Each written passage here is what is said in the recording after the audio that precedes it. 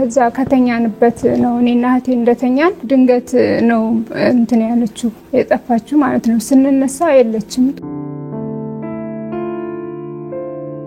መቼ ነው በ2004 ዓመት የት ነው የምትኖሪው እኔ ምኖረው ኮምቦልቻ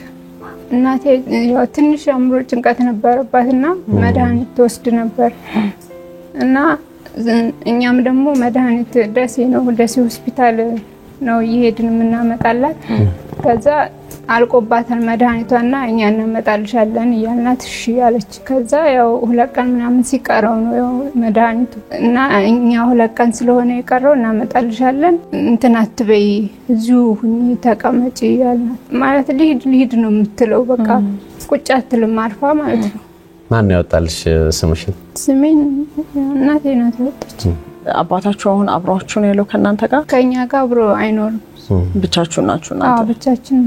ይሄን ያህል ጊዜ ፈልጋችሁ ምንም የሰማችሁት ፍንጭ የለም በቃ በየቦታው እኔ ማልፈልግበት የለም አንዴ ኬሚሴሉናል እዚህ ናት ሲሉ ሌላ ተመሳሳይ ሆነ ነው ማገኘው ሲሄድም ወንድሜም ይሄዳል ግን ተመሳሳይ ነው እሷ አልነበረች